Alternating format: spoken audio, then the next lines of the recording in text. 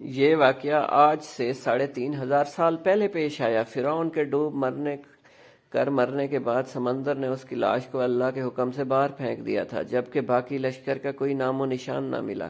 مصریوں میں سے کسی شخص نے ساحل پر پڑی اس کی لاش پہچان کر اہل دربار کو بتایا۔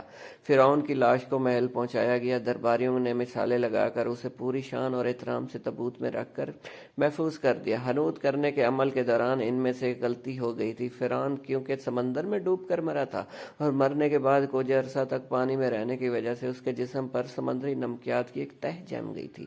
مصریوں نے اس کی لاش پر نمکیات کی وہ تہ اسی طرح رہنے دی اور اسے اسی طرح حنوط کر دیا۔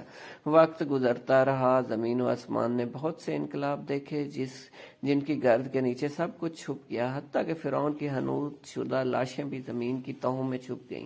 ان کے نام صرف کتابوں، ان کی تعمیرات اور لوگوں کے ذہنوں میں رہ گئے۔ اس واقعہ کے 2000 سال بعد اس دنیا میں اللہ کے آخری نبی حضرت محمد صلی اللہ علیہ وسلم تشریف لائے۔ ان پر نازل ہونے والی آخری کتاب میں فرعونوں کے قصے بڑی تفصیل کے ساتھ بیان کیے گئے تھے، اور اسی سلسلے میں اس فرعون کا جسم محفوظ کرنے کی بابت آیت بھی نازل ہوئی تھی، جس کی سچائی پر سب اہل ایمان کا پختہ یقین تو تھا، لیکن وہ سمجھنے سے قاصر تھے کہ اس خدائی کا دعویٰ کرنے والے کی لاش کہاں محفوظ کی گئی اور کیسے اسے عبرت کا نشان بنایا جائے گا۔ 1871 میں مصر کے ایک شہر الغورنیہ سے تعلق رکھنے والے غریب اور معمولی چور احمد عبدالرسول کو فرعونوں کی حنوط شدہ لاشوں کی طرف جانے والے خفیہ راستے تک رسائی مل گئی۔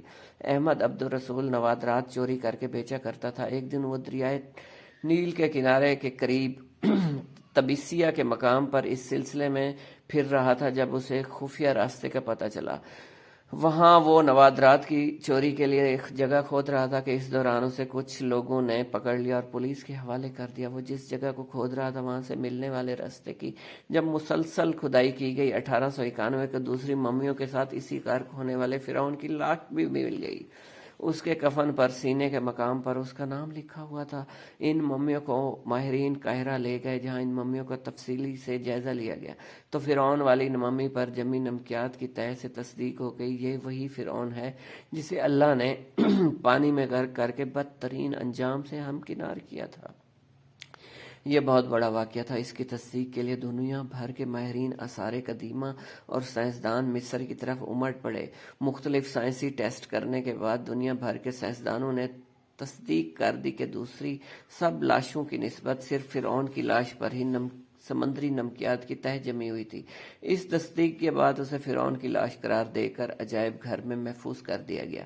1982 میں فرعون کی ممی خراب ہونے لگی تو اس وقت مصری حکومت نے فرانس کی حکومت کو درخواست کی کہ فرعون کی ممی کو خراب ہونے سے بچایا جائے، نیز جدید سائنسی ذرائع سے اس کی موت کی وجہ بھی معلوم ہو جائے گی۔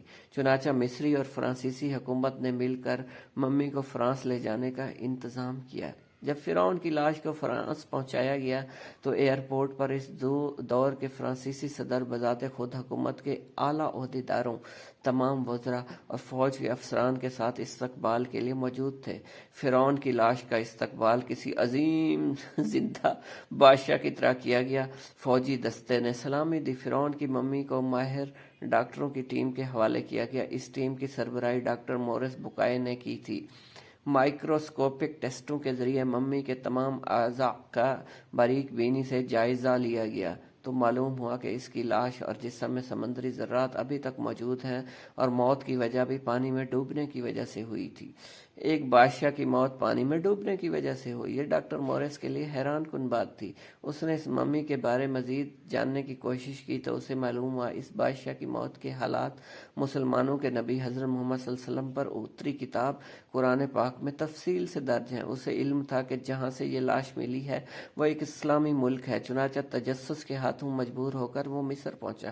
وہ ایک سائنسدان تھا، اس نے اس سلسلے میں مصر کے ہی ایک سائنسدان سے ملاقات کی۔ اس سائنسدان نے قرآن پاک کھول کر اسے سورہ یونس کی آیات 90 تا 92 کا ترجمہ لفظ پر لفظ سنایا۔ فرعون کا خدائی کا دعویٰ، اس کا پانی میں ڈوب کر مرنا اور پھر پانی سے نکال کر اس کی لاش کا حنوط ہو جانا اور پھر دوبارہ لاش کا ملنا اور پھر اس کی لاش کو جدید سائنسی دور میں دوبارہ محفوظ کیا جانا سب کا اشارہ ایک ہی جانب تھا اور بہت واضح تھا، تجھے بعد میں آنے والوں کے لیے عبرت کا نشان بنا دوں گا۔ فرعون کی لاش ایسے محفوظ کر کے دنیا کے سامنے لا کر رکھ دی گئی کہ انٹرنیٹ کی ایک کلک پر، رسائل و جرائد پر، ٹی وی چینلز پر اور عجائب گھر میں اربوں انسانوں کی آنکھوں کے سامنے کریہ اور پچ کی قابل ترس حالت میں موجود ہے، عبرت کے لیے، سوچنے کے لیے کہ عبادت کے لائق اور ہمیشہ رہنے والی وہی ذات ہے جو سب کا خالق اور رازق ہے۔ ڈاکٹر مورس نے آیات کا ترجمہ سنا تو اسی وقت پکار اٹھا، قرآن سچا ہے، کلمہ پڑھا اور مسلمان ہو گیا۔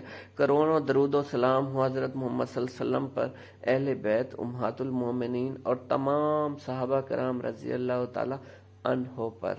ویورز، آپ کو یہ سٹوری اچھی لگی ہو تو میرے چینل کو سبسکرائب کرنا مت بھولیے گا۔ اللہ حافظ۔